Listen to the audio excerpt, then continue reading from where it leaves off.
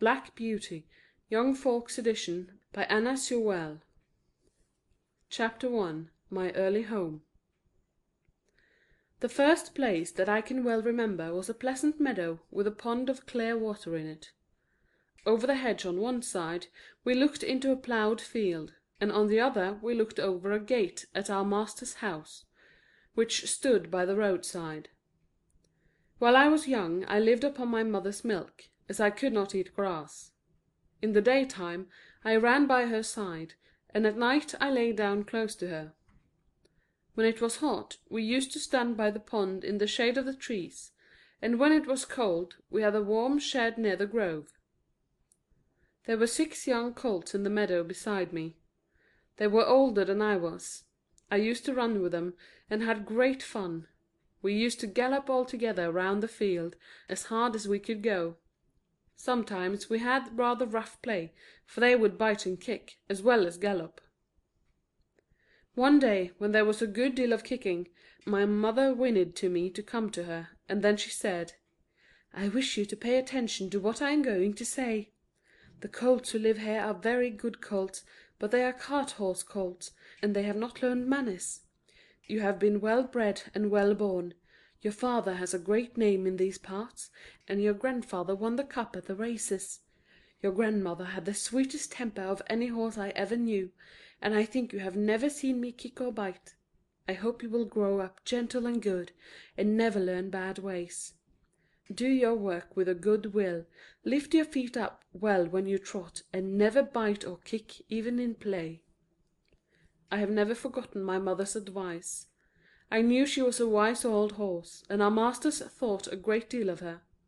Her name was Duchess, but he called her Pet. Our master was a good kind man. He gave us good food, good lodging, and kind words. He spoke as kindly to us as he did to his little children. We were all fond of him, and my mother loved him very much. When she saw him at the gate she would neigh with joy, and trot up to him. He would pat and stroke her, and say, "Well, old Pet, and how is your little darky?" I was a dull black, so he called me Darky. Then he would give me a piece of bread, which was very good, and sometimes he brought a carrot for my mother. All the horses would come to him, but I think we were his favourites. My mother always took him to town on a market day in a light gig. We had a ploughboy, Dick, who sometimes came into our field to pluck blackberries from the hedge.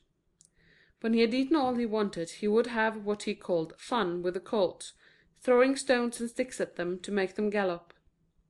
We did not much mind him, for we could gallop off, but sometimes a stone would hit and hurt us.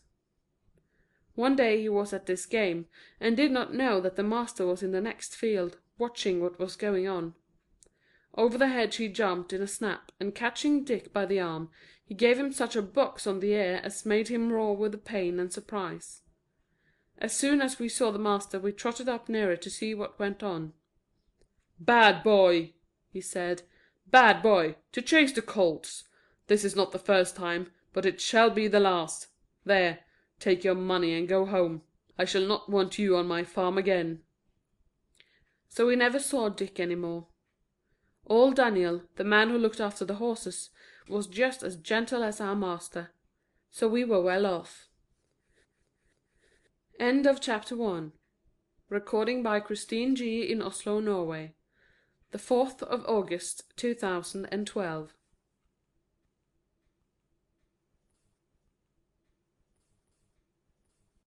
Black Beauty, Young Folks' Edition, by Anna Sewell. Chapter 2.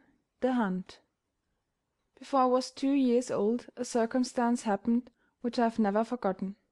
It was early in the spring. There had been a little frost in the night, and the light mists still hung over the woods and meadows. I and the other colts were feeding at the lower part of the field when we heard what sounded like the cry of dogs. The oldest of the colts raised his head, pricked his ears, and said, "There are the hounds," and cantered off, followed by the rest of us, to the upper part of the field, where we could look over the hedge and see several fields beyond. My mother and an old riding horse of our master's were also standing near, and seemed to know all about it. "They have found a hare," said my mother, "and if they come this way we shall see the hunt." And soon the dogs were all tearing down the field of young wheat next to ours. I never heard such a noise as they made. They did not bark, nor howl, nor whine, but kept on a yo, yo, ho, ho, yo, ho, ho, at the top of their voices. After them came a number of men on horseback, all galloping as fast as they could. The old horses snorted and looked eagerly after them, and we young colts wanted to be galloping with them, but they were soon away in the fields lower down. Here it seemed as if they had come to a stand. The dogs left off barking and ran about every way with their noses to the ground. "They have lost the scent," said the old horse. "Perhaps the hare will get off." "What hare?" I said.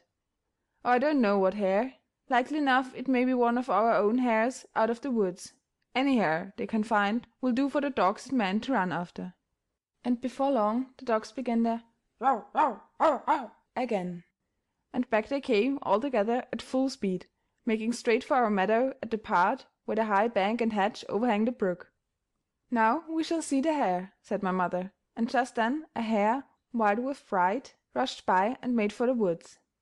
On came the dogs. They burst over the bank, leaped the stream, and came dashing across the field, followed by the huntsmen.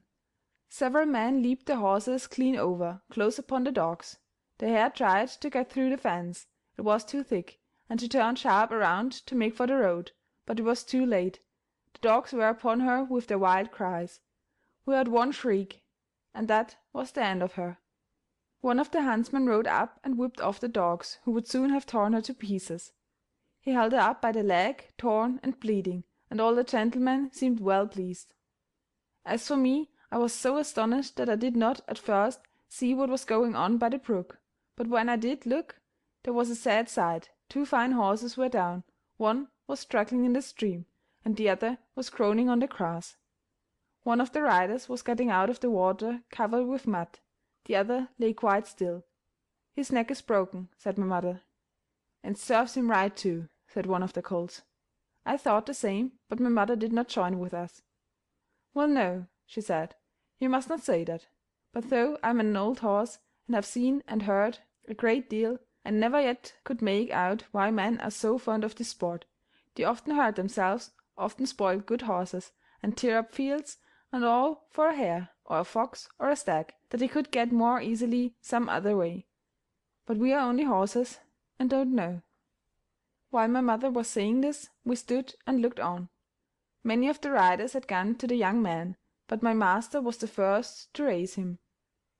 His head fell back and his arms hung down, and everyone looked very serious. There was no noise now. Even the dogs were quiet, and seemed to know that something was wrong. They carried him to our master's house. I heard afterwards that it was the squire's only son, a fine, tall young man, and the pride of his family. They were now riding in all directions, to the doctor's and to Squire Gordon's, to let him know about his son. When Bond, the farrier, came to look at the black horse that lay groaning on the grass, he felt him all over, and shook his head. One of his legs was broken. Then someone ran to our master's house and came back with a gun.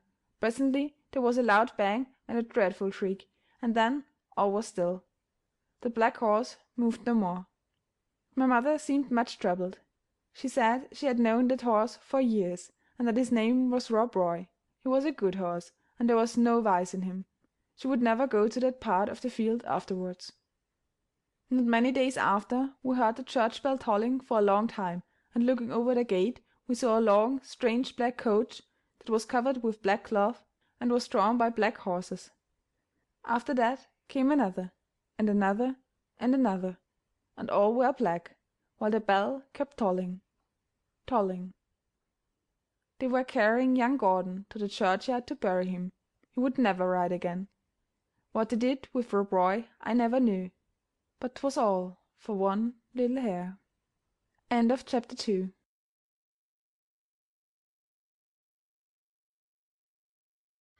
Black Beauty, Young Folks Edition, by Anna Sewell. Chapter 3. My Breaking In. I was now beginning to grow handsome. My coat had grown fine and soft, and was bright black.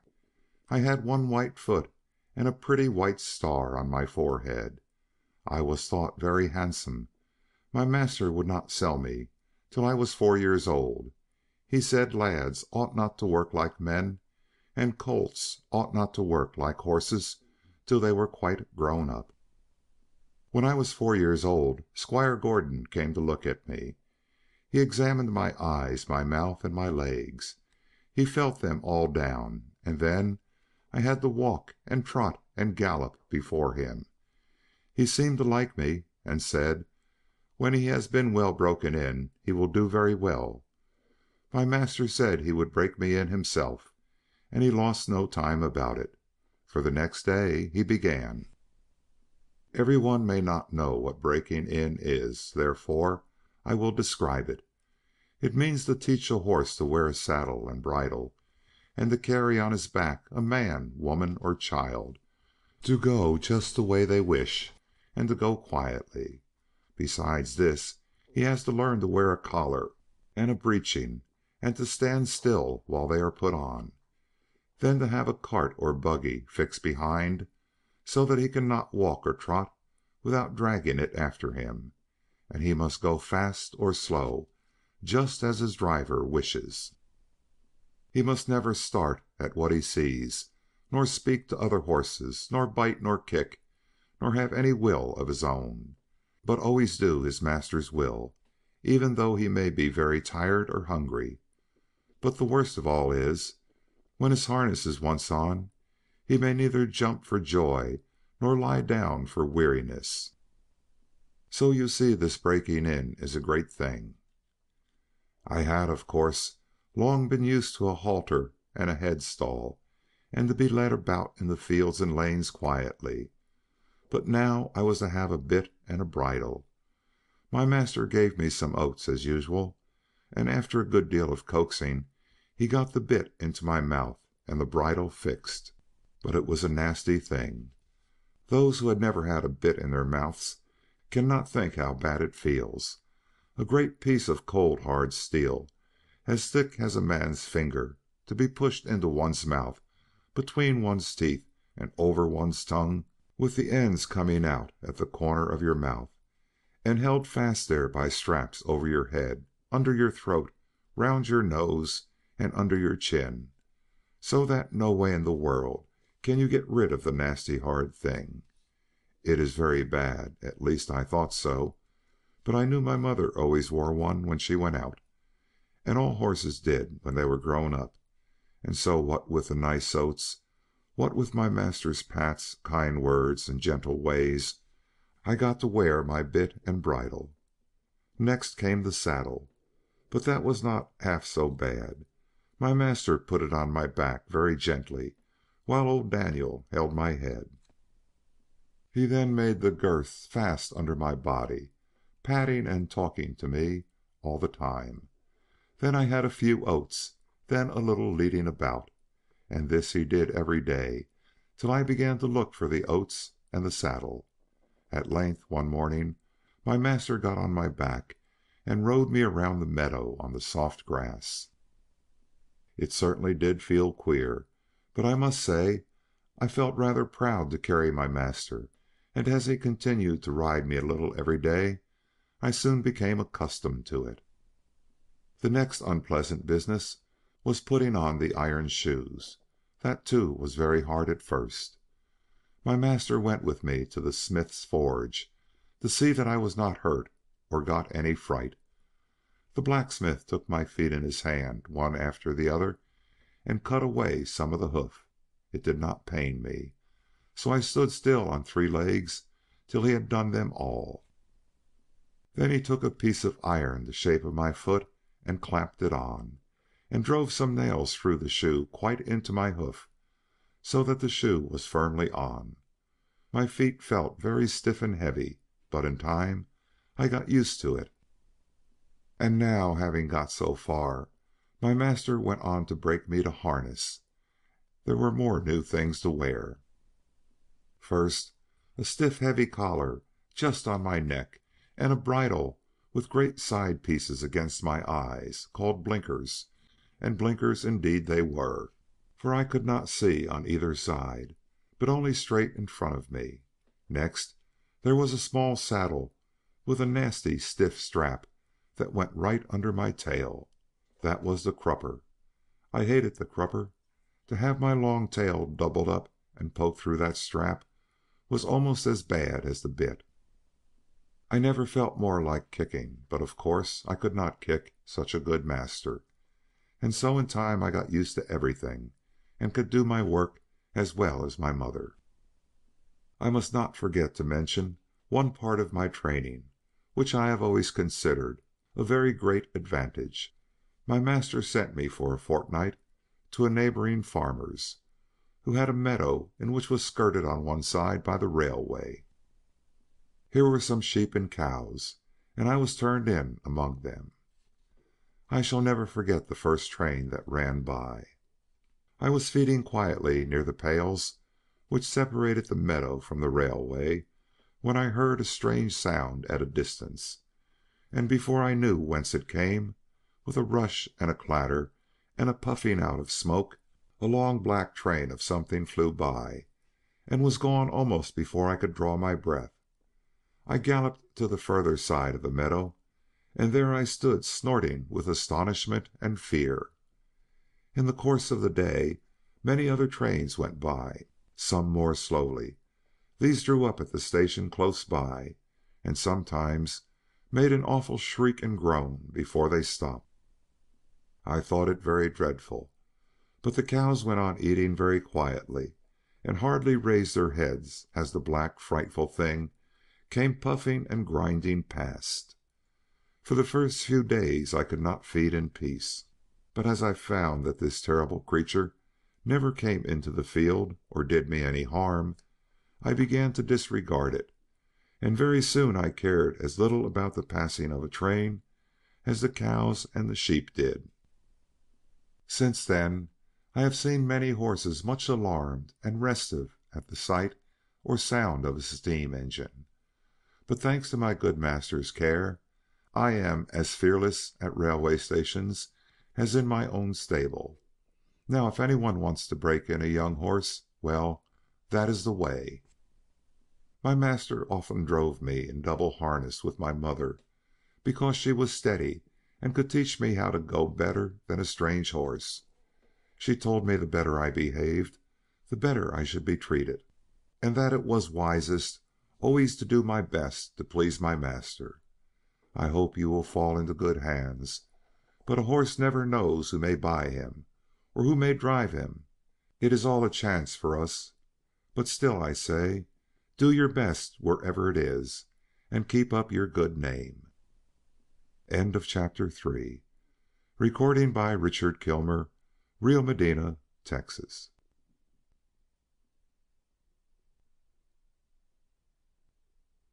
Black Beauty, Young Folks Edition, by Anna Sewell. Chapter 4. Birtwick Park.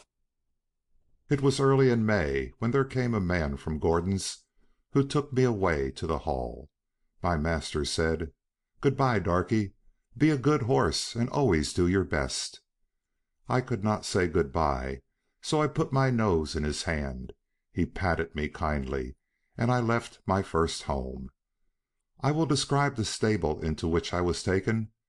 This was very roomy, with 4 good stalls. A large swinging window opened into the yard, making it pleasant and airy. The first stall was a large square one, shut in behind with a wooden gate. The others were common stalls, good stalls, but not nearly so large. It had a low rack for hay and a low manger for corn. It was called a box stall, because the horse that was put in it was not tied up, but left loose to do as he liked. It is a great thing to have a box stall. Into this fine box the groom put me. It was clean, sweet, and airy. I never was in a better box than that, and the sides were not so high but that I could see all that went on through the iron rails that were at the top. He gave me some very nice oats, patted me, spoke kindly, and then went away. When I had eaten my oats, I looked round. In the stall next to mine stood a little fat gray pony, with a thick mane and tail, a very pretty head, and a pert little nose. I put my head up to the iron rails at the top of my box and said, "How do you do? What is your name?"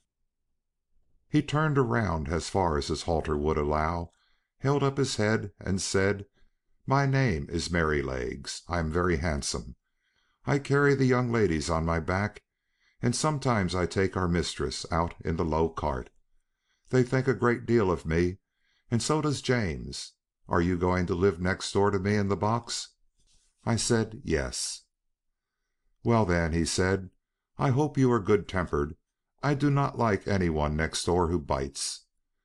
Just then a horse's head looked over from the stall beyond. The ears were laid back, and the eyes looked rather ill-tempered. This was a tall chestnut mare, with a long handsome neck.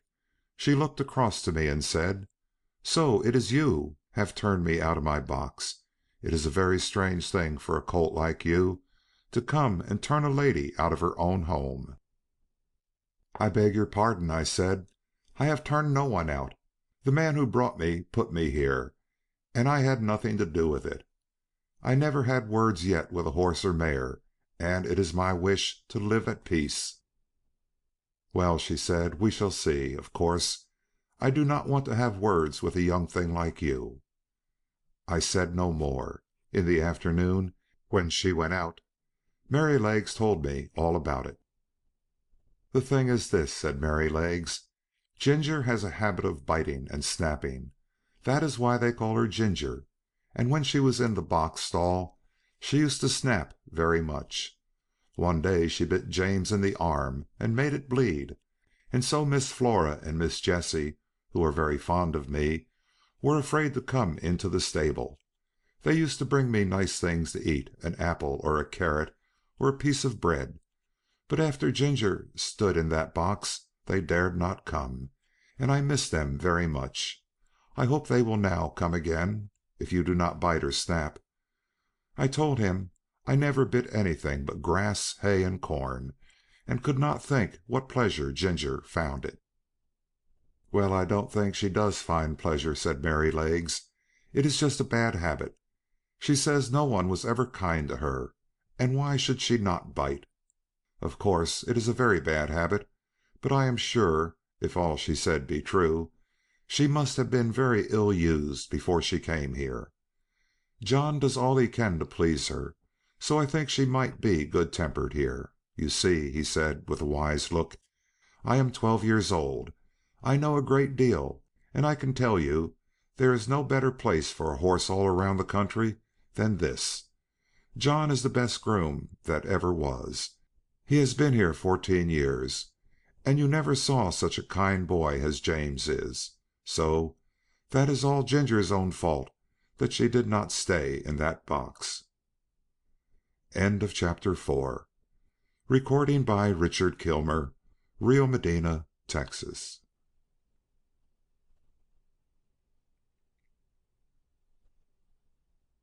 Black Beauty, Young Folks Edition, by Anna Sewell. Chapter 5. A Fair Start. The name of the coachman was John Manley. He had a wife and one child, and lived in the coachman's cottage near the stables. The next morning he took me into the yard and gave me a good grooming, and just as I was going into my box, with my coat soft and bright, the squire came in to look at me, and seemed pleased. "John," he said, "I meant to have tried the new horse this morning, but I have other business. You may as well take him round after breakfast.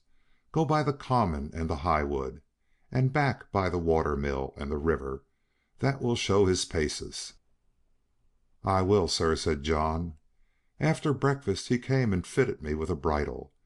He was very particular in letting out and taking in the straps, to fit my head comfortably. Then he brought a saddle, but it was not broad enough for my back. He saw it in a minute, and went for another, which fitted nicely.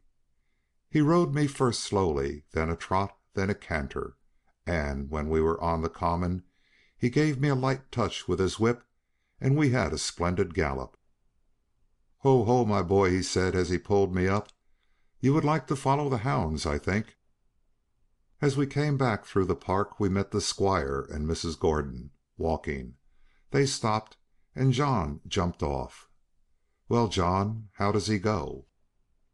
"First rate, sir," answered John. "He is as fleet as a deer, and has a fine spirit too, but the lightest touch of the rein will guide him." Down at the end of the common we met one of those traveling carts, hung all over with baskets, rugs, and such like. You know, sir, many horses will not pass those carts quietly. He just took a good look at it, and then went on as quiet and pleasant as could be. They were shooting rabbits near the highwood, and a gun went off close by. He pulled up a little and looked, but he did not stir a step to right or left. I just held the rein steady and did not hurry him, and it's my opinion he has not been frightened or ill used while he was young." "That's well," said the squire. "I will try him myself to-morrow." The next day I was brought up for my master. I remembered my mother's counsel and my good old master's, and I tried to do exactly what he wanted me to do. I found he was a very good rider, and thoughtful for his horse too. When he came home, the lady was at the hall door as he rode up. "Well, my dear," she said, "how do you like him?" "He's exactly what John said," he replied. "A pleasanter creature I never wish to mount. What shall we call him?" She said, "He is really quite a beauty, and he has such a sweet, good-tempered face, and such a fine, intelligent eye. What do you say to calling him Black Beauty?" "Black Beauty? Why, yes, I think that is a very good name. If you like, it shall be his name." And so it was. When John went into the stable, he told James that the master and mistress had chosen a good sensible name for me. That meant something.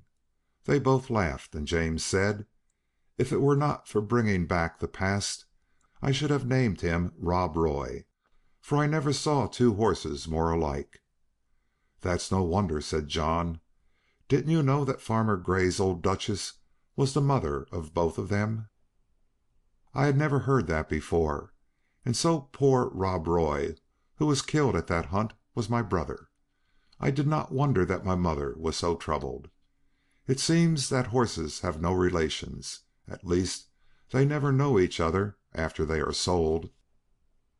John seemed very proud of me.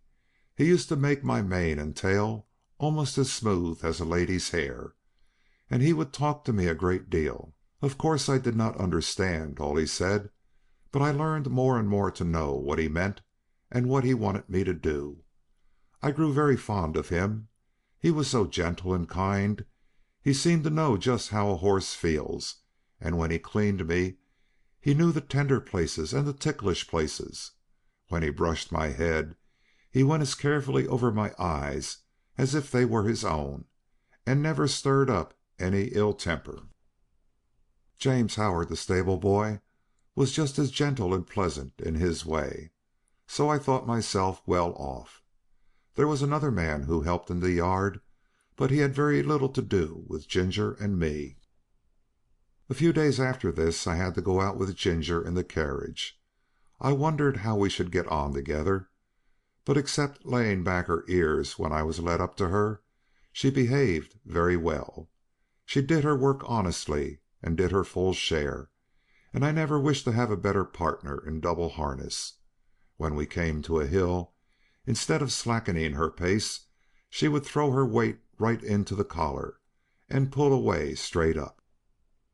We had both the same sort of courage at our work, and John had oftener to hold us in than to urge us forward. He never had to use the whip with either of us. Then our paces were much the same, and I found it very easy to keep step with her when trotting, which made it pleasant, and master always liked it when we kept step well, and so did John. After we had been out 2 or 3 times together, we grew quite friendly and sociable, which made me feel much at home. As for Merrylegs, he and I soon became great friends. He was such a cheerful, plucky, good-tempered little fellow that he was a favorite with everyone, and especially with Miss Jessie and Flora, who used to ride him about in the orchard and have fine games with him and their little dog Frisky. End of chapter 5. Recording by Richard Kilmer, Rio Medina, Texas.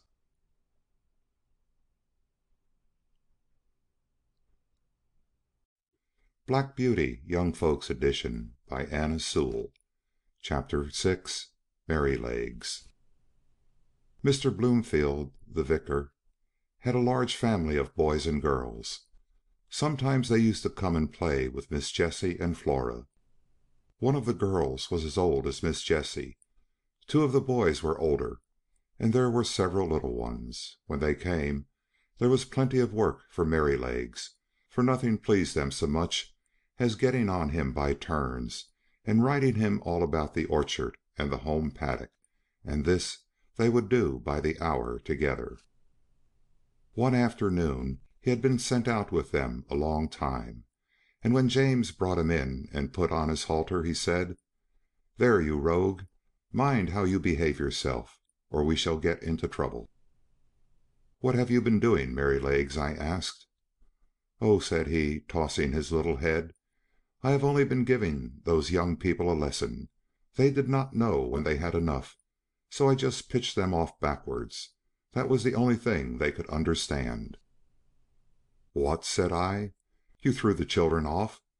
I thought you did know better than that. Did you throw Miss Jessie or Miss Flora?"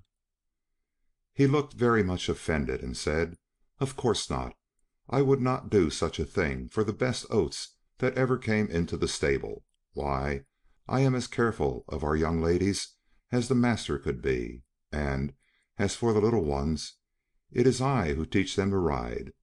When they seem frightened or a little unsteady on my back, I go as smooth and as quiet as old Pussy when she is after a bird. And when they are all right, I go on again faster, you see, just to use them to it. So don't you trouble yourself preaching to me. I am the best friend and the best riding master those children have. It is not them, it is the boys. Boys," said he, shaking his mane, "are quite different. They must be broken in, as we were broken in when we were colts, and just be taught what's what.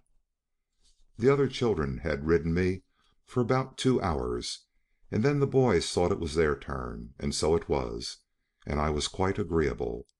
They rode me by turns, and I galloped them about, up and down the fields, and all about the orchard for a good hour. They had each cut a great hazel stick for a riding whip, and laid it on a little too hard. But I took it in good part, till at last I thought we had had enough, so I stopped 2 or 3 times by way of a hint. Boys think a horse or a pony is like a steam engine, and can go on as long and as fast as they please. They never think that a pony can get tired, or have any feelings, so as the one who was whipping me could not understand. I just rose up on my hind legs and let him slip off behind, that was all. He mounted me again, and I did the same. Then the other boy got up, and as soon as he began to use his stick, I laid him on the grass, and so on, till they were able to understand, that was all.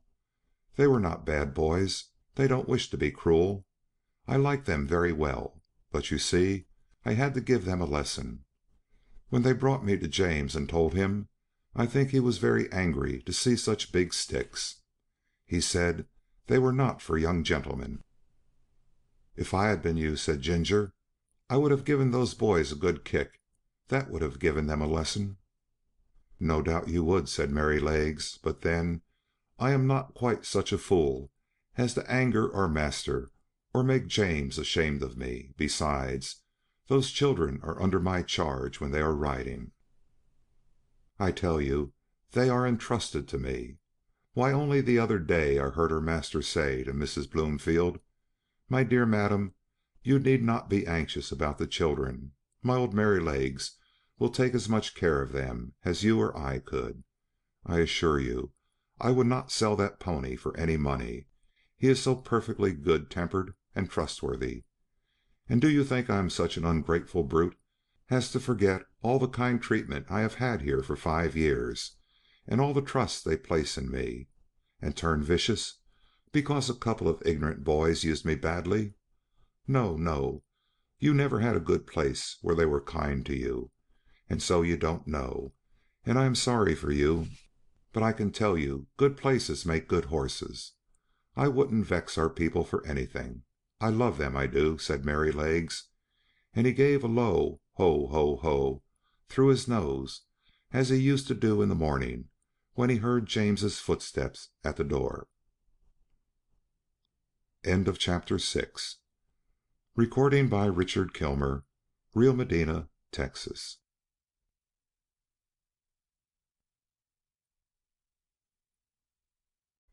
Black Beauty, Young Folks Edition, by Anna Sewell. Chapter 7. Going for the Doctor. One night I was lying down in my straw fast asleep, when I was suddenly aroused by the stable bell ringing very loud. I heard the door of John's house open, and his feet running up to the hall.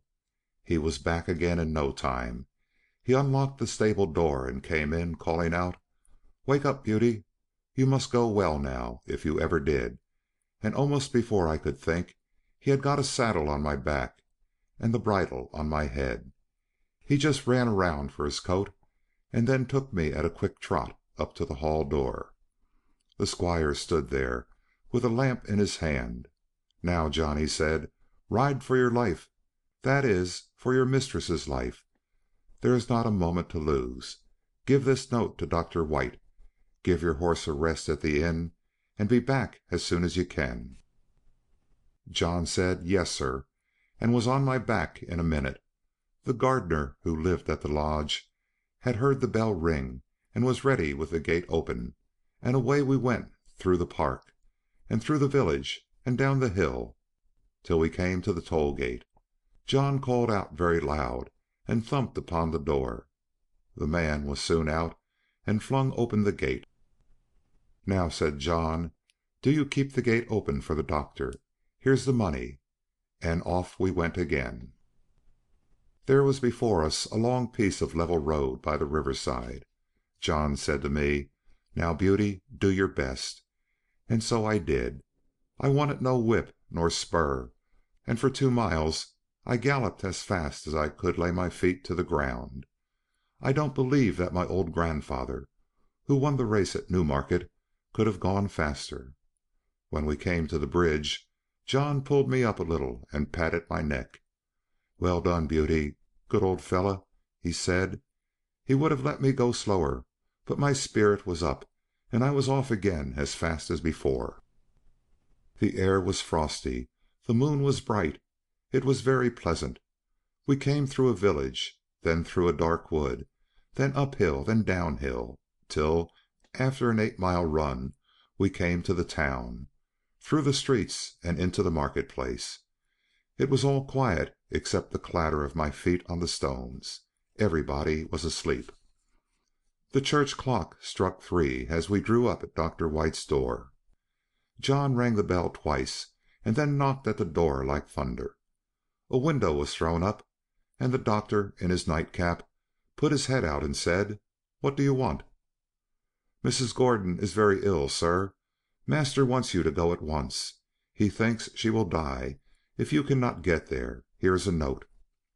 "Wait," he said, "I will come." He shut the window and was soon at the door. "The worst of it is," he said, "that my horse has been out all day, and is quite done up. My son has just been sent for, and he has taken the other. What is to be done? Can I have your horse?" "He has come at a gallop nearly all the way, sir, and I was to give him a rest here, but I think my master would not be against it, if you think fit, sir." "All right," he said. "I will soon be ready." John stood by me and stroked my neck. I was very hot. The doctor came out with his riding whip. "You need not take that, sir," said John. "Black Beauty will go till he drops. Take care of him, sir, if you can. I should not like any harm to come to him." "No, no, John," said the doctor, "I hope not." And in a minute we had left John far behind. I will not tell about our way back. The doctor was a heavier man than John, and not so good a rider. However, I did my very best. The man at the toll gate had it open. When we came to the hill, the doctor drew me up. "Now, my good fellow," he said, "take some breath." I was glad he did, for I was nearly spent, but that breathing helped me on, and soon we were in the park. Joe was at the lodge gate. My master was at the hall door, for he had heard us coming. He spoke not a word. The doctor went into the house with him, and Joe led me to the stable. I was glad to get home. My legs shook under me, and I could only stand and pant. I had not a dry hair on my body. The water ran down my leg, and I steamed all over, as Joe used to say, like a pot on the fire. Poor Joe! He was young and small, and as yet he knew very little, and his father, who would have helped him, had been sent to the next village. But I am sure he did the very best he knew. He rubbed my legs and my chest, but did not put my warm cloth on me. He thought I was so hot I should not like it. Then he gave me a pail full of water to drink. It was cold and very good, and I drank it all. Then he gave me some hay and some corn, and thinking he had done right, he went away. Soon I began to shake and tremble, and turned deadly cold. My legs ached, my loins ached, and my chest ached. I felt sore all over. This developed into a strong inflammation, and I could not draw my breath without pain. John nursed me night and day. Master, too, often came to see me. "My poor Beauty," he said one day, "my good horse, you saved your mistress's life. Beauty, yes, you saved her life." I was very glad to hear that, for it seems the doctor had said if we had been a little longer it would have been too late. John told my master he never saw a horse go so fast in his life. It seemed as if the horse knew what was the matter. Of course I did, though John thought not. At least I knew as much as this, that John and I must go at the top of our speed, and that it was for the sake of the mistress. End of chapter 7.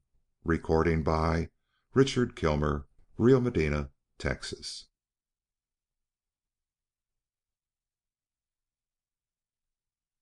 Black Beauty, Young Folks Edition, by Anna Sewell. Chapter 8. The Parting. I had lived in this happy place 3 years, but sad changes were about to come over us. We heard that our mistress was ill. The doctor was often at the house, and the master looked grave and anxious. Then we heard that she must go to a warm country for 2 or 3 years. The news fell upon the household like the tolling of a death bell. Everybody was sorry. The master arranged for breaking up his establishment and leaving England. We used to hear it talked about in our stable. Indeed, nothing else was talked about. John went about his work silent and sad, and Joe scarcely whistled. There was a great deal of coming and going. Ginger and I had full work. The first of the party who went were Miss Jessie and Flora, with their governess. They came to bid us good-bye. They hugged poor Merrylegs like an old friend, and so indeed he was. Then we heard what had been arranged for us. Master had sold Ginger and me to an old friend. Merrylegs he had given to the vicar, who was wanting a pony for Mrs. Blomefield, but it was on the condition that he should never be sold, and that when he was past work he should be shot and buried. Joe was engaged to take care of him and to help in the house, so I thought that Merrylegs was well off. "Have you decided what to do, John?" he said. "No, sir. I have made up my mind that if I could get a situation with some first-rate colt-breaker and horse-trainer, it would be the right thing for me. Many young animals are frightened and spoiled by wrong treatment, which need not be if the right man took them in hand. I always get on well with horses, and if I could help some of them to a fair start, I should feel as if I was doing some good. What do you think of it, sir?" "I don't know a man anywhere," said master, "that I should think so suitable for it as yourself. You understand horses, and somehow they understand you, and I think you could not do better." The last sad day had come. The footman and the heavy luggage had gone off the day before, and there were only master and mistress and her maid. Ginger and I brought the carriage up to the hall door. for the last time. The servants brought out cushions and rugs, and when all were arranged, Master came down the steps, carrying the mistress in his arms. I was on the side next the house, and could see all that went on. He placed her carefully in the carriage, while the house servants stood round, crying. "Good-bye again," he said. "We shall not forget any of you," and he got in. "Drive on, John." Joe jumped up, and we trotted slowly through the park and through the village, where the people were standing at their doors to have a last look and to say, "God bless them." When we reached the railway station, I think mistress walked from the carriage to the waiting room. I heard her say in her own sweet voice, "Good-bye, John. God bless you." I felt the rein twitch, but John made no answer. Perhaps he could not speak. As soon as Joe had taken the things out of the carriage, John called him to stand by the horses, while he went on the platform. Poor Joe! He stood close up to our heads to hide his tears. Very soon the train came puffing into the station. Then 2 or 3 minutes, and the doors were slammed to. The guard whistled, and the train glided away, leaving behind it only clouds of white smoke and some very heavy hearts. When it was quite out of sight, John came back. "We shall never see her again," he said. "Never." He took the reins, mounted the box, and with Joe drove slowly home. But it was not our home now. End of chapter 8. The Parting.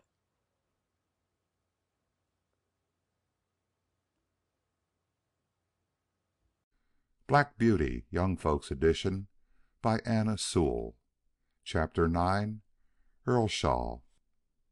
The next morning after breakfast, Joe put Merrylegs into the mistress's low chaise to take him to the vicarage.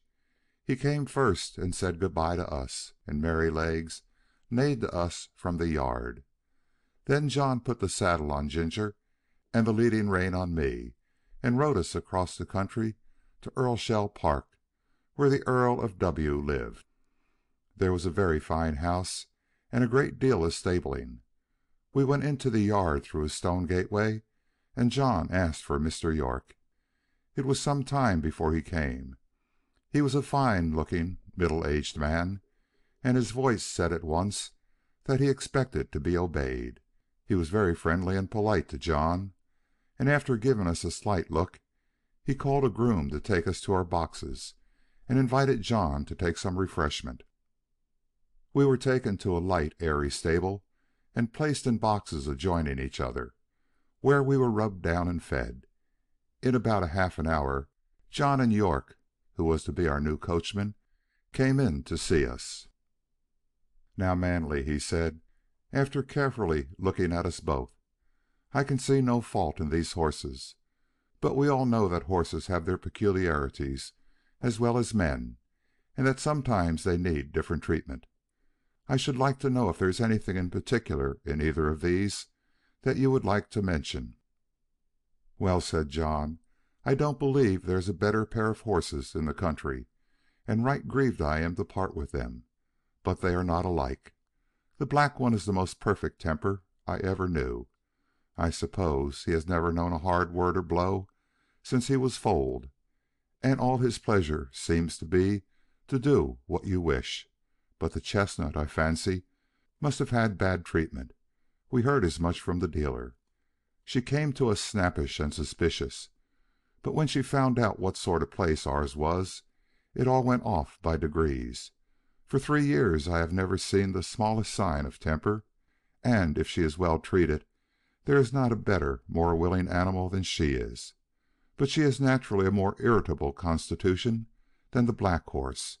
Flies tease her more, anything wrong in her harness frets her more, and if she were ill used or unfairly treated, she would not be unlikely to give tit for tat. You know that many high-mettled horses will do so." "Of course," said York, "I quite understand. But you know it is not easy in stables like these to have all the grooms just what they should be. I do my best, and there I must leave it. I'll remember what you have said about the mare." They were going out of the stable when John stopped and said, "I had better mention that we have never used a check rein with either of them. The black horse never had one on, and the dealer said it was the gag bit that spoiled the other's temper. "Well," said York, "if they come here they must wear the check-rein. I prefer a loose rein myself, and his lordship is always very reasonable about horses. But my lady, that's another thing. She will have style, and if her carriage horses are not reined up tight, she won't look at them. I always stand out against the gag bit, and shall do so, but it must be tight up when my lady rides." "I am sorry for it," said John, "but I must go now, or I shall lose the train." He came round to each of us to pat and speak to us for the last time. His voice sounded very sad. I held my face close to him. That was all I could do to say good-bye, and then he was gone, and I have never seen him since. The next day Lord W. came to look at us. He seemed pleased with our appearance. "I have great confidence in these horses," he said, "from the character my friend Gordon has given me of them. Of course, they are not a match in color, but my idea is that they will do very well for the carriage while we are in the country. Before we go to London, I must try to match Baron, the black horse. I believe is perfect for riding." York then told them what John had said about us. "Well," he said, "you must keep an eye to the mare, and put the check-rein easy. I dare say they will do very well with a little humoring at first. I'll mention it to your lady." In the afternoon we were harnessed and put in the carriage and led round to the front of the house. It was all very grand, and 3 times as large as the old house at Brickwick, but not half so pleasant, if a horse may have an opinion. 2 footmen were standing ready, dressed in drab livery, with scarlet breeches and white stockings. Presently we heard the rustling sound of silk as my lady came down the flight of stone steps. She stepped round to look at us. She was a tall, proud-looking woman, and did not seem pleased about something, but she said nothing, and got into the carriage. This was the first time of wearing a check-rein, and I must say, though it certainly was a nuisance not to be able to get my head down now and then, it did not pull my head higher than I was accustomed to carry it. I felt anxious about Ginger, but she seemed to be quiet and content. The next day we were again at the door, and the footman, as before. We heard the silk dress rustle, and the lady came down the steps, and in an imperious voice she said, "York, you must put those horses' heads higher. They are not fit to be seen." York got down and said very respectfully, "I beg your pardon, my lady, but these horses have not been reined up for 3 years, and my lord said it would be safer to bring them to it by degrees. But if your ladyship pleases, I can take them up a little more." "Do so," she said. York came round to our heads and shortened the rein himself, 1 hole, I think. Every little makes a difference, be it for better or worse, and that day we had a steep hill to go up. Then I began to understand what I had heard of. Of course, I wanted to put my head forward and take the carriage up with a will, as we had been used to do, but no, I had to pull with my head up now, and that took all the spirit out of me, and the strain came on my back and legs. When we came in, Ginger said, "Now you see what it is like, but this is not bad, and if it does not get much worse than this, I shall say nothing about it, for we are very well treated here. But if they strain me up tight, why, let 'em look out. I can't bear it, and I won't." Day by day, hole by hole, our bearing reins were shortened, and instead of looking forward with pleasure to having my harness put on, as I used to do, I began to dread it. Ginger, too, seemed restless, though she said very little. The worst was yet to come. End of chapter 9. Recording by Richard Kilmer, Rio Medina, Texas.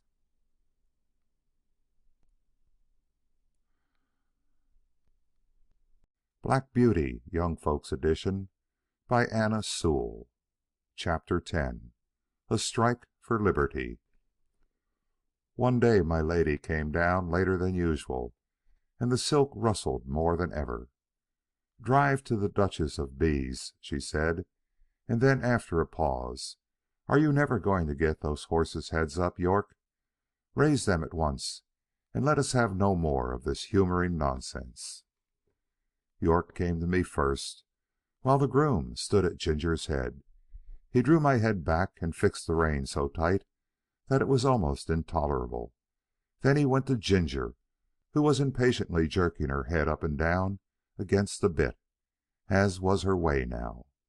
She had a good idea of what was coming, and the moment York took the rein off the turret in order to shorten it, she took her opportunity, and reared up so suddenly that York had his nose roughly hit and his hat knocked off. The groom was nearly thrown off his legs. At once they both flew to her head, but she was a match for them, and went on plunging, rearing, and kicking in a most desperate manner. At last she kicked right over the carriage pole and fell down, after giving me a severe blow on my near quarter. There is no knowing what further mischief she might have done, had York not sat himself down flat on her head to prevent her struggling, and at the same time calling out, "Unbuckle the black horse, run for the winch, and unscrew the carriage pole. Cut the traces here, somebody, if you can't unhitch it." The groom soon set me free from Ginger and the carriage, and led me to my box. He turned me in as I was, and ran back to York. I was much excited by what had happened, and had I ever been used to kick or rear, I am sure I should have done it then. But I never had, and there I stood, angry, sore in my leg, my head still strained up to the terret on the saddle, and no power to get it down. I was very miserable, and felt much inclined to kick the first person who came near me. Before long, however, Ginger was led in by two grooms, a good deal knocked about and bruised. York came with her and gave us orders, and then came to look at me. In a moment he let my head down. "Confound these check reins," he said to himself. "I thought we should have some mischief soon. Master will be sorely vexed. But here, if a woman's husband can't rule her, of course a servant can't. So I wash my hands of it. And if she can't get to the Duchess's garden party, I can't help it." York did not say this before the men. He always spoke respectfully when they were by. Now he felt me all over, and soon found the place above my hock where I had been kicked. It was swelled and painful.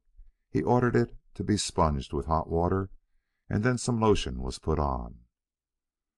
Lord W. was much put out when he learned what had happened.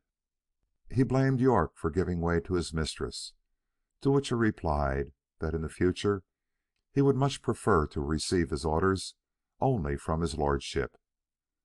I thought York might have stood up better for his horses, but perhaps I am no judge.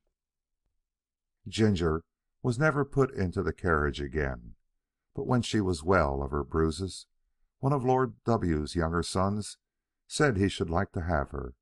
He was sure she would make a good hunter.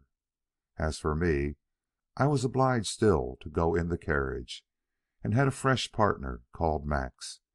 He had always been used to the tight rein. I asked him how it was he bore it.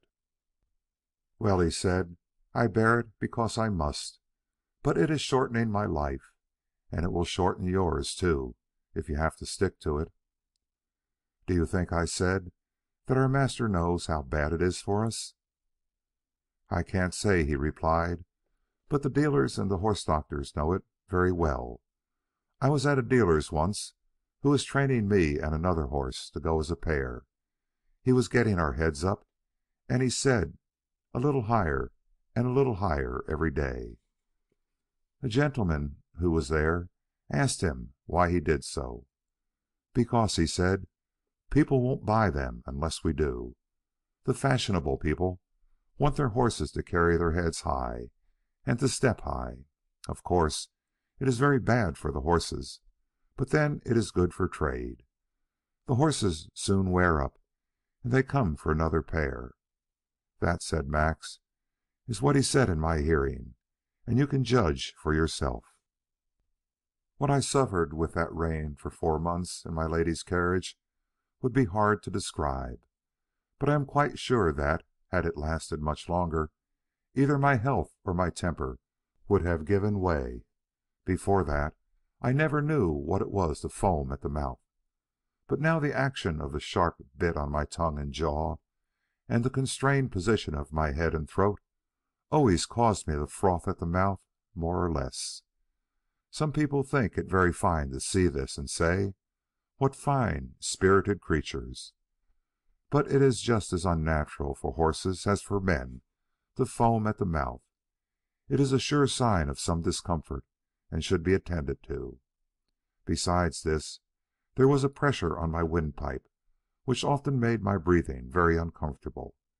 When I returned from my work, my neck and chest were strained and painful, my mouth and tongue tender, and I felt worn and depressed.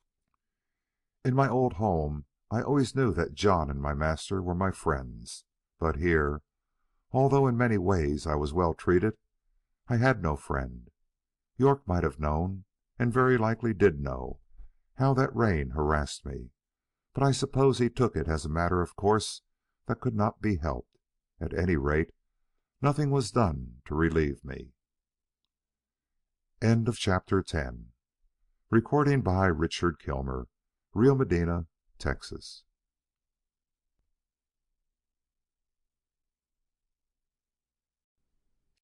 Black Beauty, Young Folks Edition, by Anna Sewell. Chapter 11. A Horse Fair. No doubt a horse fair is a very amusing place to those who have nothing to lose. At any rate, there is plenty to see. Long strings of young horses out of the country, fresh from the marshes, and droves of shaggy little Welsh ponies, no higher than Merrylegs, and hundreds of cart horses of all sorts, some of them with their long tails braided up and tied with scarlet cord, and a good many like myself, handsome and high-bred, but fallen into the middle class, through some accident or blemish, unsoundness of wind, or some other complaint. There were some splendid animals, quite in their prime, and fit for anything. They were throwing out their legs and showing off their paces in high style, as they were trotted out with the leading rein, the groom running by their side. But round in the background there were a number of poor things, sadly broken down with hard work, with their knees knuckling over and their hind legs swinging out at every step.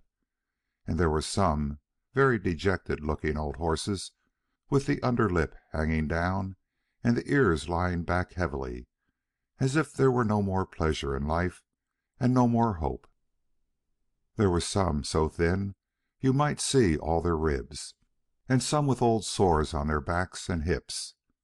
These were a sad sight for a horse to look upon, who knows not but he may come to the same state. I was put with some useful-looking horses, and a good many people came to look at us.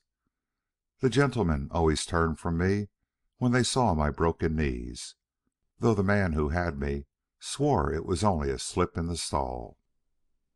The first thing was to pull my mouth open, then to look at my eyes, then feel all the way down my legs, and give me a hard feel of the skin and flesh, and then try my paces. It was wonderful what a difference there was in the way these things were done. Some did it in a rough, offhand way, as if one was only a piece of wood, while others would take their hands gently over one's body, with a pat now and then, as much as to say, "By your leave." Of course I judged a good deal of the buyers by their manners to myself. There was one man, I thought, if he would buy me, I should be very happy. He was not a gentleman. He was a rather small man, but well made, and quick in all his motions. I knew in a moment, by the way he handled me, that he was used to horses. He spoke gently, and his gray eye had a kindly, cheery look in it. It may seem strange to say, but it is true all the same, that the clean, fresh smell there was about him made me take to him. No smell of old beer and tobacco, which I hated, but a fresh smell, as if he had come out of a hayloft. He offered £23 for me, but that was refused, and he walked away. I looked after him, but he was gone, and a very hard-looking, loud-voiced man came. I was dreadfully afraid he would have me, but he walked off. One or two more came, who did not mean business. Then the hard-faced man came back again and offered £23. A very close bargain was being driven, for my salesman began to think he should not get all he asked, and must come down. But just then the gray-eyed man came back again. I could not help reaching out my head toward him. He stroked my face kindly. "Well, old chap," he said, "I think we should suit each other. I'll give 24 for him." "Say 25, and you shall have him." "24 then," said my friend in a very decided tone, "and not another sixpence. Yes or no?" "Done," said the salesman, "and you may depend upon it there's a monstrous deal of quality in that horse, and if you want him for cab work, he's a bargain." The money was paid on the spot, and my new master took my halter and led me out of the fair to an inn, where he had a saddle and bridle ready. He gave me a good feed of oats, and stood by while I ate it, talking to himself and talking to me. Half an hour after, we were on our way to London, through pleasant lanes and country roads, until we came into the great thoroughfare, on which we travelled steadily, till in the twilight we reached the great city. The gas lamps were already lighted. There were streets and streets crossing each other for mile upon mile. I thought we should never come to the end of them. At last, in passing through one, we came to a long cab stand, where my rider called out in a cheery voice, "Good night, governor." "Hello!" cried a voice. "Have you got a good one?" "I think so," replied my owner. "I wish you luck with him." "Thank you, governor," and he rode on. We soon turned up one of the side streets, and about halfway up that we turned into a very narrow street, with rather poor-looking houses on one side, and what seemed to be coach-houses and stables on the other. My owner pulled up at one of the houses and whistled. The door flew open, and a young woman, followed by a little girl and boy, ran out. There was a very lively greeting as my rider dismounted. "Now then, Harry, my boy, open the gates, and mother will bring us the lantern." The next minute they were all round me in the stable yard. "Is he gentle, father?" "Yes, Dolly, as gentle as your own kitten. Come in and pat him." At once the little hand was patting about all over my shoulder, without fear. How good it felt! "Let me get him a bran mash while you rub him down," said the mother. "Do, Polly. It's just what he wants, and I know you've got a beautiful mash ready for me." I was led into a comfortable, clean-smelling stall, with plenty of dry straw, and after a capital supper I lay down, thinking I was going to be happy. End of chapter 11. Recording by Richard Kilmer, Rio Medina, Texas.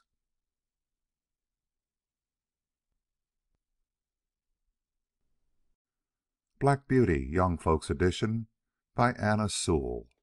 Chapter 12. A London Cab Horse.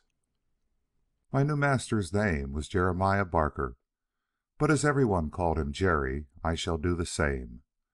Polly, his wife, was just as good a match as a man could have. She was a plump, trim, tidy little woman, with smooth dark hair, dark eyes, and a merry little mouth.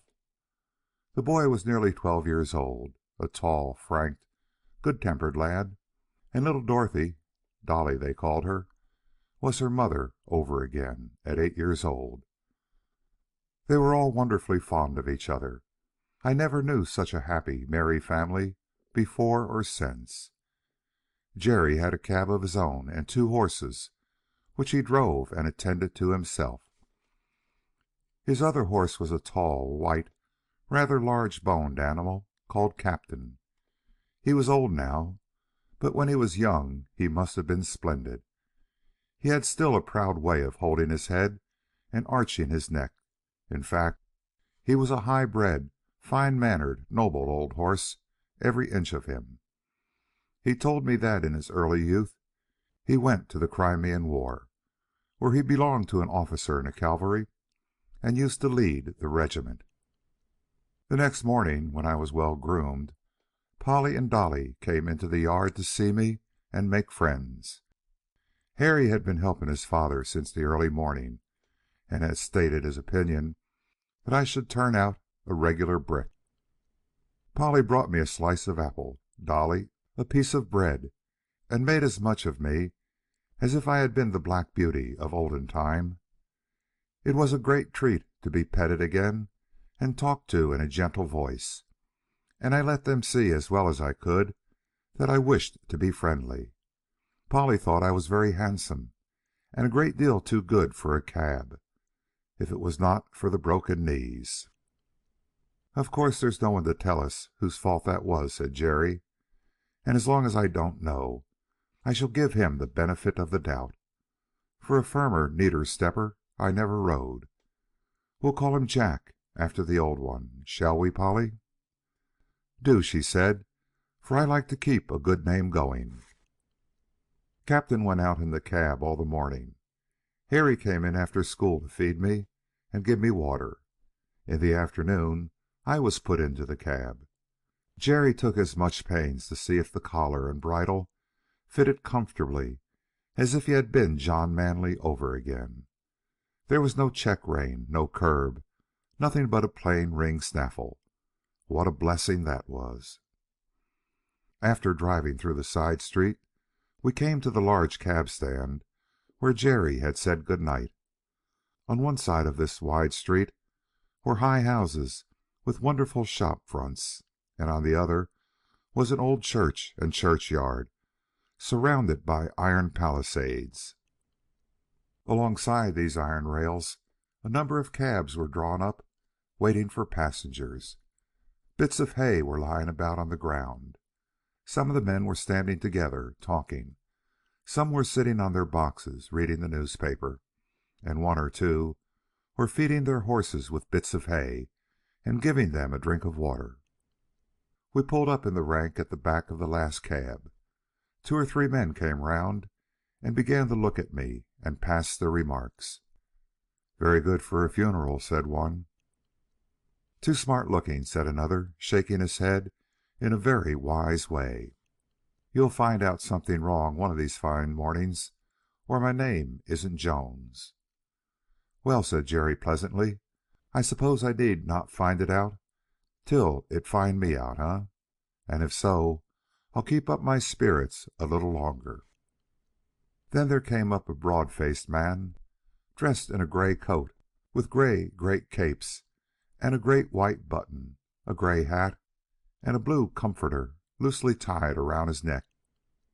His hair was gray, too, but he was a jolly-looking fellow, and the other men made way for him. He looked me all over, as if he had been going to buy me, and then straightening himself up, with a grunt, he said, "He's the right sort for you, Jerry.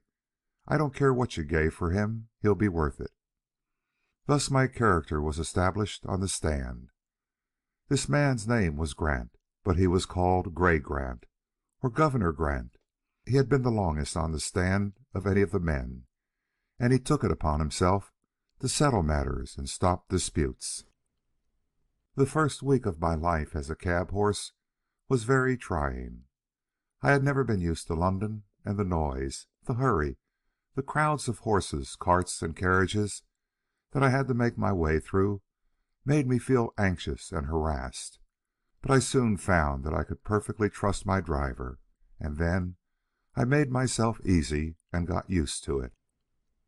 Jerry was as good a driver as I had ever known, and what was better, he took as much thought for his horses as he did for himself.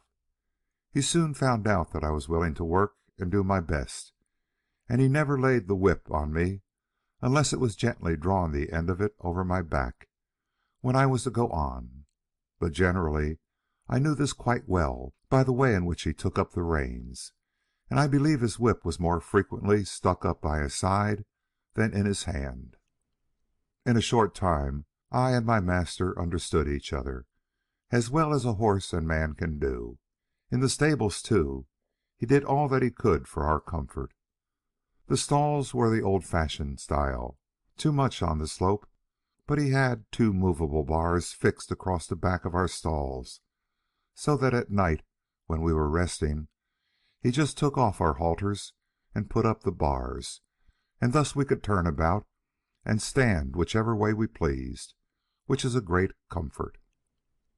Jerry kept us very clean, and gave us as much change of food as he could, and always plenty of it. And not only that, but he always gave us plenty of clean, fresh water, which he allowed to stand by us both night and day, except, of course, when we came in warm. Some people say that a horse ought not to drink all he likes, but I know if we are allowed to drink when we want it, we drink only a little at a time, and it does us a great deal more good than swallowing down a half a bucketful at a time, because we have been left without till we are thirsty and miserable. Some grooms will go home to their beer and leave us for hours with our dry hay and oats and nothing to moisten them. Then, of course, we gulp down too much at once, which helps to spoil our breathing and sometimes chills our stomachs. But the best thing that we had here was our Sundays for rest. We worked so hard in the week that I do not think we could have kept it up but for that day. Besides, we had the time to enjoy each other's company. End of chapter 12. Recording by Richard Kilmer, Rio Medina, Texas.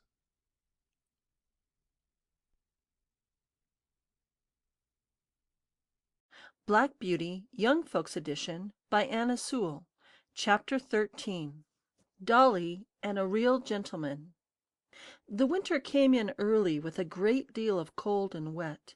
There was snow or sleet or rain almost every day for weeks, changing only for keen driving winds or sharp frosts. The horses all felt it very much. When it is a dry cold, a couple of good thick rugs will keep the warmth in us, but when it is soaking rain, they soon get wet through and are no good. Some of the drivers had a waterproof cover to throw over, which was a fine thing, but some of the men were so poor that they could not protect either themselves or their horses, and many of them suffered very much that winter. When we horses had worked half the day, we went to our dry stables and could rest, while they had to sit on their boxes, sometimes staying out as late as 1 or 2 o'clock in the morning, if they had a party to wait for. When the streets were slippery with frost or snow, that was the worst of all for us horses. 1 mile of such traveling with a weight to draw and no firm footing would take more out of us than 4 on a good road. Every nerve and muscle of our bodies is on the strain to keep our balance, and added to this, the fear of falling is more exhausting than anything else. If the roads are very bad indeed, our shoes are roughed, but that makes us feel nervous at first. One cold windy day, Dolly brought Jerry a basin of something hot, and was standing by him while he ate it. He had scarcely begun when a gentleman, walking toward us very fast, held up his umbrella. Jerry touched his hat in return, gave the basin to Dolly, and was taking off my cloth, when the gentleman, hastening up, cried out, "No, no, finish your soup, my friend. I have not much time to spare, but I can wait till you have done, and set your little girl safe on the pavement." So saying, he seated himself in the cab. Jerry thanked him kindly, and came back to Dolly. "There, Dolly, that's a gentleman. That's a real gentleman, Dolly. He has got time and thought for the comfort of a poor cabman and a little girl." Jerry finished his soup, set the child across, and then took his orders to drive to Clapham Rise. Several times after that, the same gentleman took our cab. I think he was very fond of dogs and horses, for whenever we took him to his own door, 2 or 3 dogs would come bounding out to meet him. Sometimes he came round and patted me, saying in his quiet, pleasant way, "This horse has got a good master, and he deserves it." It was a very rare thing for anyone to notice the horse that had been working for him. I have known ladies to do it now and then, and this gentleman and one or two others have given me a pat and a kind word, but 99 out of 100 would as soon think of patting the steam engine that drew the train. One day he and another gentleman took our cab. They stopped at a shop in our street, and while his friend went in, he stood at the door. A little ahead of us, on the other side of the street, a cart with two very fine horses was standing before some wine vaults. The carter was not with them, and I cannot tell how long they had been standing, but they seemed to think they had waited long enough, and began to move off. Before they had gone many paces, the carter came running out and caught them.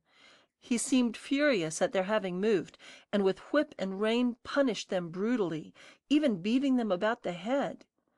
Our gentleman saw it all, and stepping quickly across the street, said in a decided voice, "If you don't stop that directly, I'll have you arrested for leaving your horses, and for brutal conduct." The man, who had clearly been drinking, poured forth some abusive language, but he left off knocking the horses about, and taking the reins, got into his cart.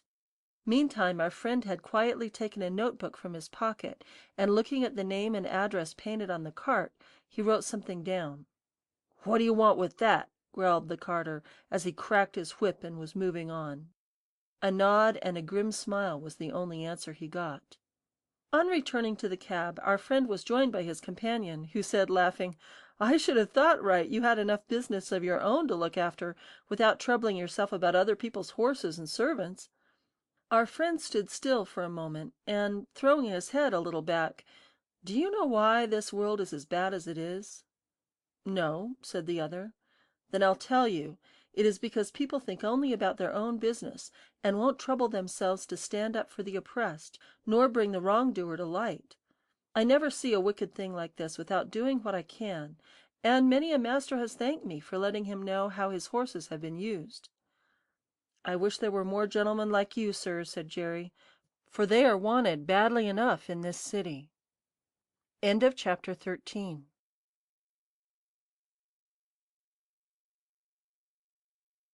Chapter 14. Poor Ginger. One day, while our cab and many others were waiting outside one of the parks where music was playing, a shabby old cab drove up beside ours. The horse was an old, worn-out chestnut, with an ill-kept coat and bones that showed plainly through it. The knees knuckled over, and the forelegs were very unsteady. I had been eating some hay, and the wind rolled a little lock of it that way, and the poor creature put out her long thin neck and picked it up, and then turned round and looked about for more. There was a hopeless look in the dull eye that I could not help noticing, and then, as I was thinking where I had seen that horse before, she looked full at me and said, "Black Beauty, is that you?" It was Ginger, but how changed! The beautifully arched and glossy neck was now straight and lank and fallen in. The clean, straight legs and delicate fetlocks were swelled. The joints were grown out of shape with hard work. The face, that was once so full of spirit and life, was now full of suffering, and I could tell by the heaving of her sides, and her frequent cough, how bad her breath was. Our drivers were standing together a little way off, so I sidled up to her a step or two, that we might have a little quiet talk. It was a sad tale that she had to tell. After a 12 months' run off at Earlshall, she was considered to be fit for work again, and was sold to a gentleman. For a little while she got on very well, but after a longer gallop than usual, the old strain returned, and after being rested and doctored she was again sold. In this way she changed hands several times, but always getting lower down. "And so at last," said she, "I was bought by a man who keeps a number of cabs and horses, and lets them out. You look well off, and I am glad of it, but I could not tell you what my life has been. When they found out my weakness, they said I was not worth what they gave for me, and that I must go into one of the low cabs and just be used up, That is what they are doing, whipping and working with never one thought of what I suffer. They paid for me, and must get it out of me, they say. The man who hires me now pays a deal of money to the owner every day, and so he has to get it out of me too, and so it's all the week round and round, with never a Sunday rest. I said, "You used to stand up for yourself if you were ill used." "Ah," she said, "I did once, but it's no use. Men are strongest, and if they are cruel and have no feeling, there is nothing that we can do but just bear it on and on to the end. I wish the end was come. I wish I was dead. I have seen dead horses, and I am sure they do not suffer pain." I was very much troubled, and I put my nose up to hers, but I could say nothing to comfort her. I think she was pleased to see me, for she said, "You were the only friend I ever had." Just then her driver came up, and with a tug at her mouth, backed her out of the line and drove off, leaving me very sad indeed. A short time after this, a cart with a dead horse in it passed our cab stand. The head hung out of the cart tail, the lifeless tongue was slowly dropping with blood, and the sunken eyes. But I can't speak of them, the sight was too dreadful. It was a chestnut horse with a long, thin neck. I saw a white streak down the forehead. I believe it was Ginger. I hoped it was, for then her troubles would be over. Oh, if men were more merciful, they would shoot us before we came to such misery. End of chapter 14. Recording by Prachi Pense, Wilmington, Delaware.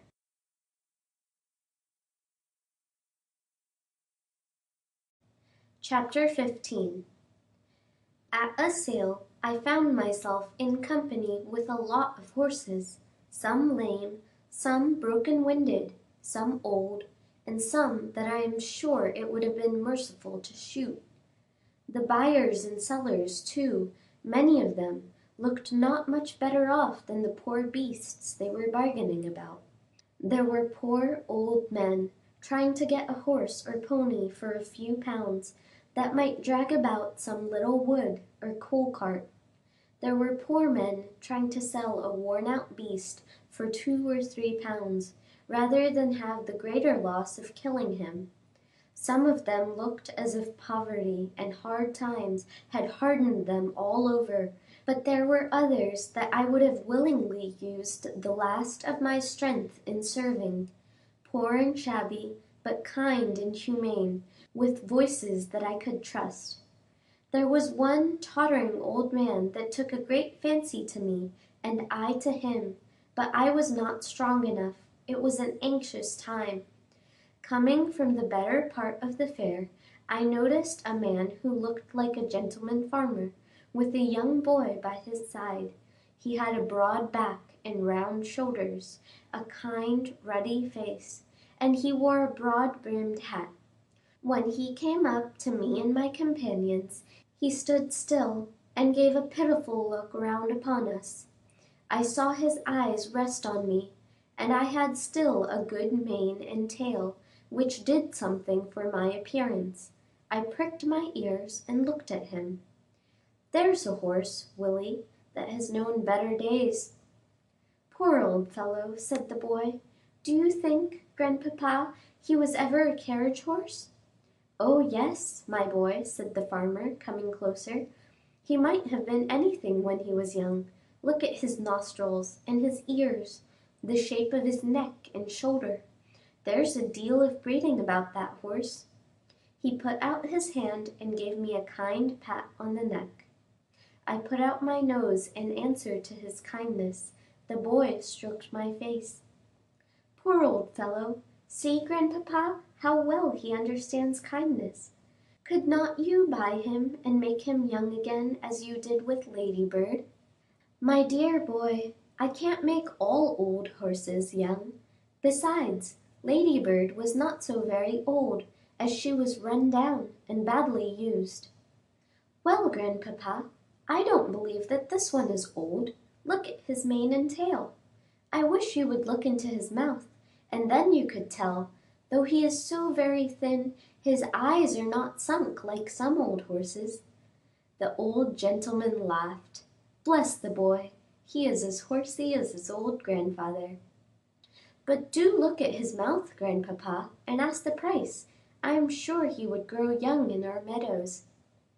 The man who had brought me for sale now put in his word. "The young gentleman's a real knowing one, sir. Now, the fact is, this here 'orse is just pulled down with overwork in the cabs. He's not an old one, and I heard as how the veterinaries say that a 6 months' run off would set him right up, being as how his wind was not broken. I've had the tending of him these 10 days past, and a gratefuller, pleasanter animal I never met with, and 'twould be a gentleman's while to give a £5 note for him, and let him have a chance. I'll be bound he'd be worth £20 next spring." The old gentleman laughed, and the little boy looked up eagerly. "Oh, grandpapa, did you not say the colt sold for £5 more than you expected? You would not be poorer if you did buy this one." The farmer slowly felt my legs, which were much swelled and strained. Then he looked at my mouth. 13 or 14, I should say. Just trot him out, will you?" I arched my poor thin neck, raised my tail a little, and threw out my legs as well as I could, for they were very stiff. "What is the lowest you will take him for?" said the farmer as I came back. "£5, sir. That was the lowest price my master set." "'Tis a speculation," said the old man, shaking his head, but at the same time slowly drawing out his purse. "Quite a speculation. Have you any more business here?" he said, counting the sovereigns into his hand. "No, sir. I can take him for you to the inn, if you please." "Do so. I am now going there." End of chapter 15. Recording by Prachi Pense, Wilmington, Delaware.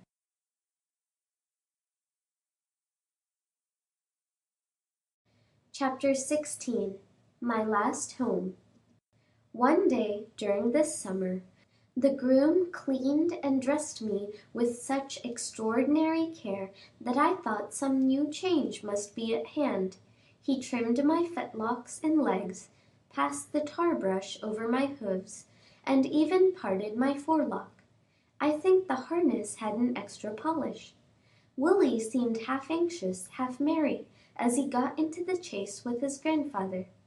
"If the ladies take to him," said the old man, "they'll be suited and he'll be suited. We can but try." At the distance of a mile or two from the village, we came to a pretty low house with a lawn and shrubbery at the front, and a drive up to the door. Willie rang the bell, and asked if Miss Bloomfield or Miss Ellen was at home. Yes, they were. So while Willie stayed with me, Mr. Thoroughgood went into the house. In about 10 minutes he returned, followed by 3 ladies. One tall, pale lady, wrapped in a white shawl, leaned on a younger lady with dark eyes and a merry face. The other, a very stately-looking person, was Miss Bloomfield. They all came and looked at me and asked questions. The younger lady, that was Miss Ellen, took to me very much. She said she was sure she should like me, I had such a good face. The tall, pale lady said she would always be nervous in riding behind a horse that had once been down, as I might come down again, and if I did, she should never get over the fright. "You see, ladies," said Mr. Thoroughgood, "many first-rate horses have had their knees broken through carelessness of their drivers, without any fault of their own, and from what I see of this horse, I should say that is his case. But, of course, I do not wish to influence you. If you incline, you can have him on trial, and then your coachman will see what he thinks of him."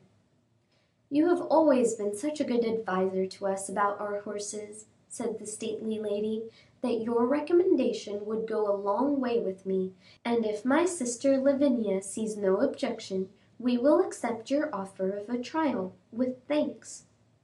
It was then arranged that I should be sent for the next day.